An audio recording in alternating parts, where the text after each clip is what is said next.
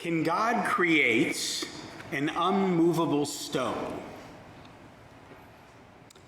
This philosophical conundrum has animated discussion for generations.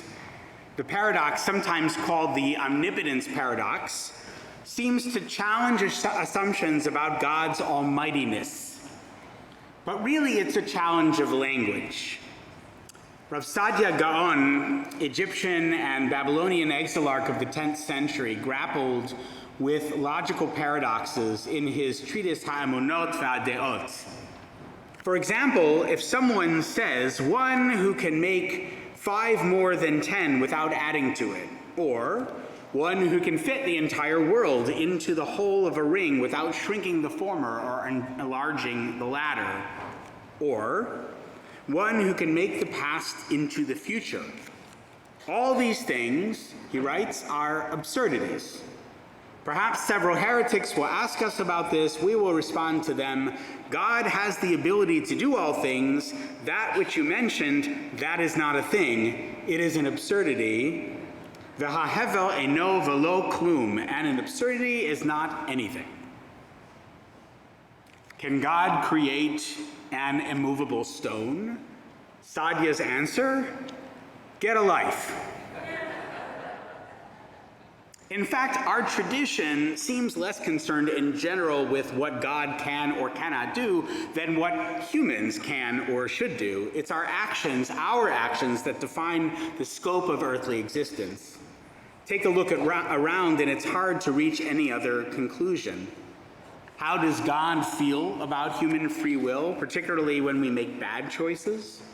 Our Complexities of Faith class this week explored one source from the Babylonian Talmud that suggests the Holy One is actually not so pleased at times.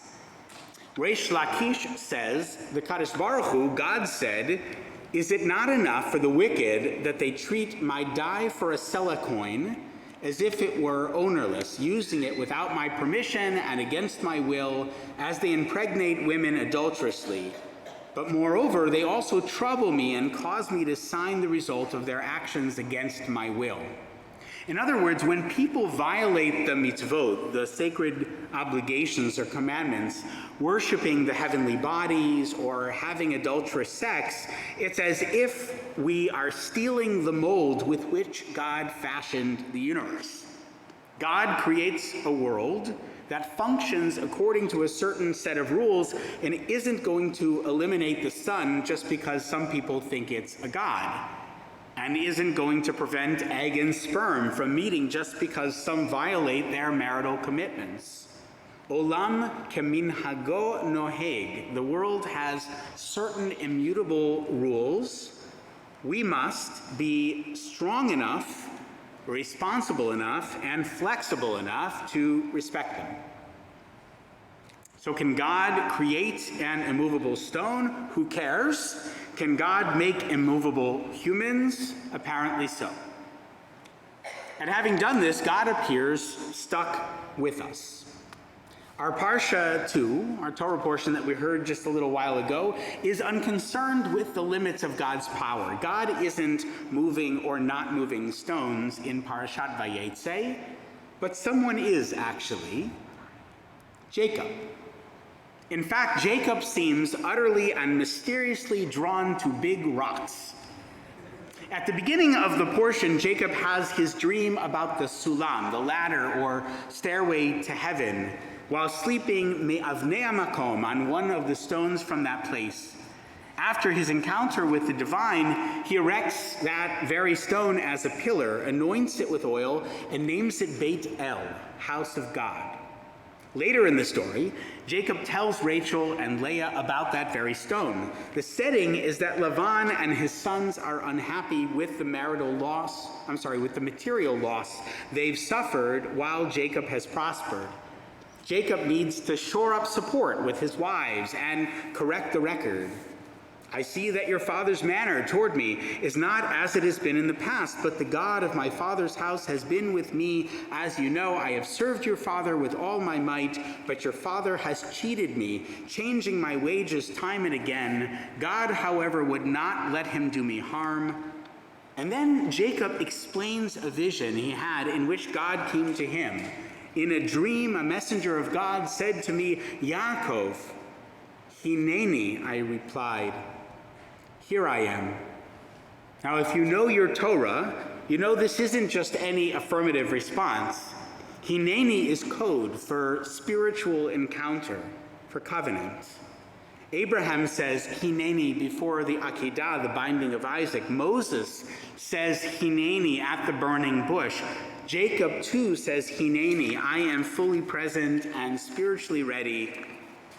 And God responds in the dream, I am the God of Bethel, where you anointed a pillar and where you made a vow to me. Now arise and leave this land and return to your native land.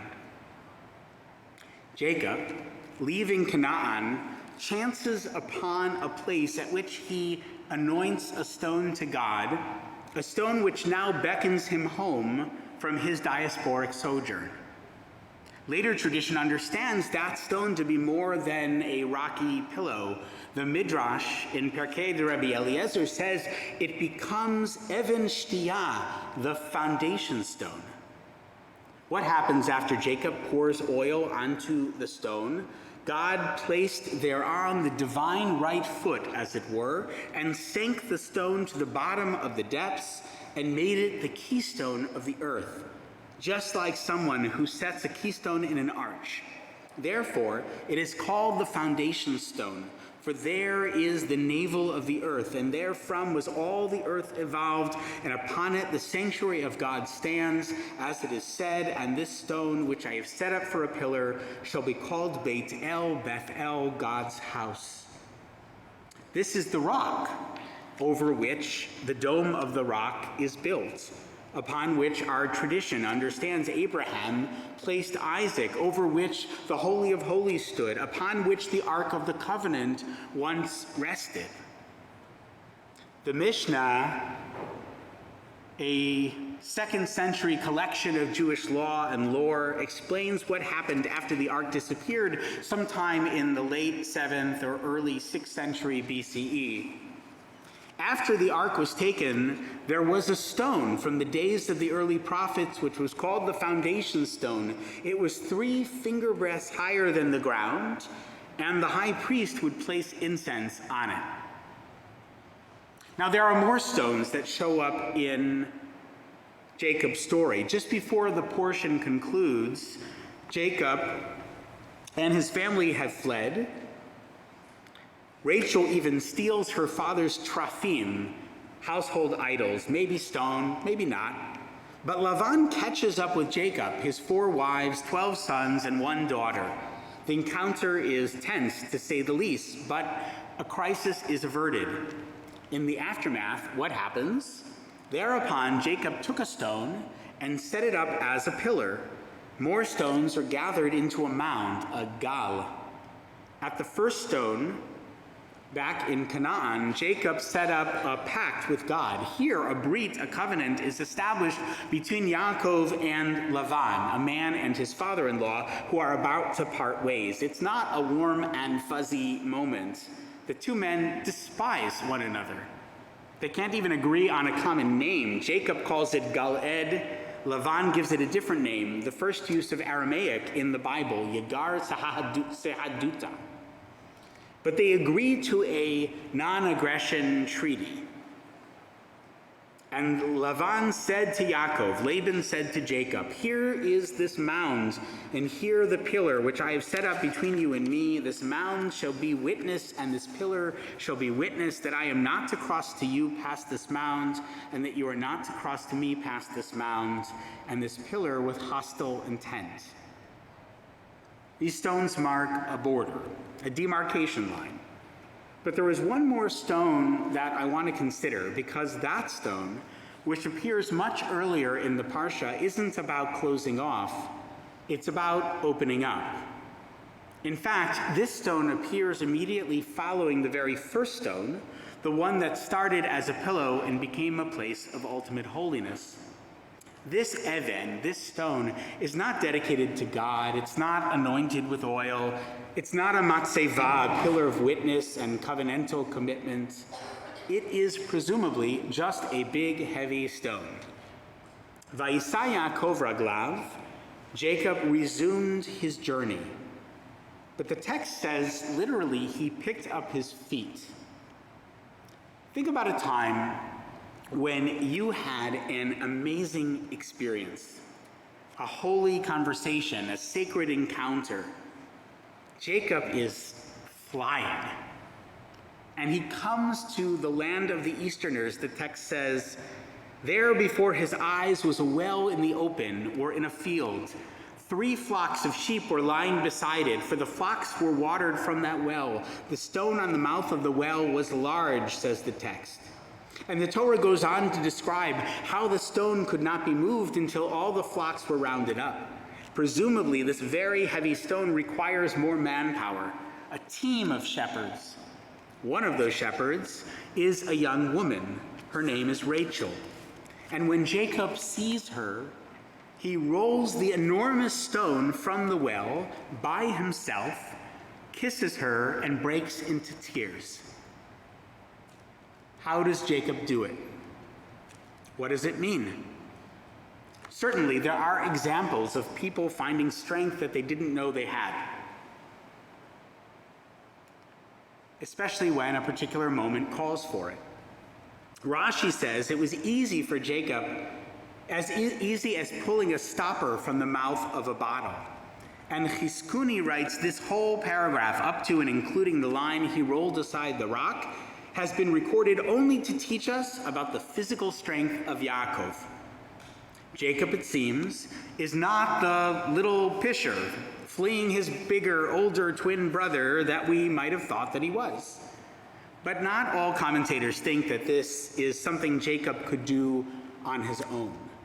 Or HaChaim suggests the hay before Evan, Ha-Evan, the stone, indicates some divine intervention. The adjective that follows doesn't have a definite article. It's grammatically imprecise, and hay can be short for Yud-He, Vav-He, God's proper name. But my friends, none of these explanations really get into Jacob's motivation.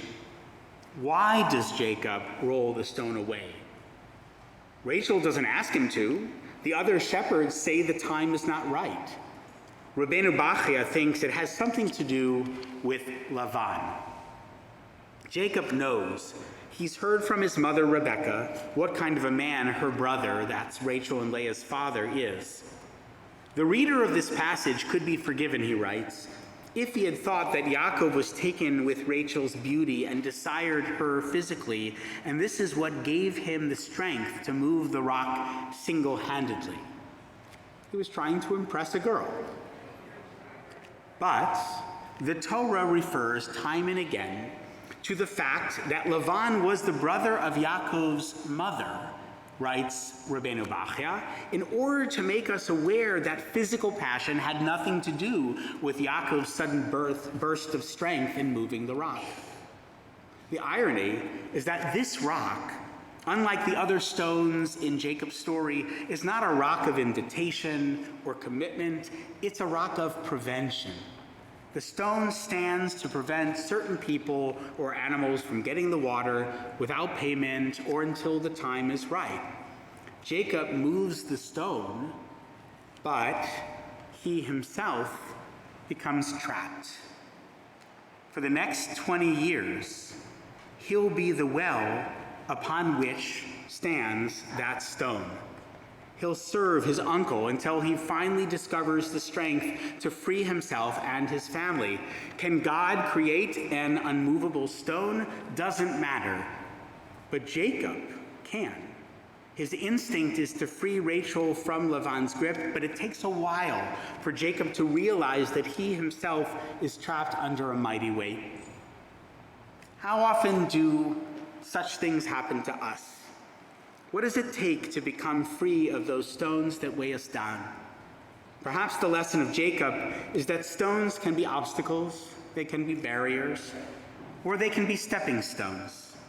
When they become the ladder, we can ascend that ladder, or staircase, whose reach might even take us to the very heavens. Shabbat Shalom.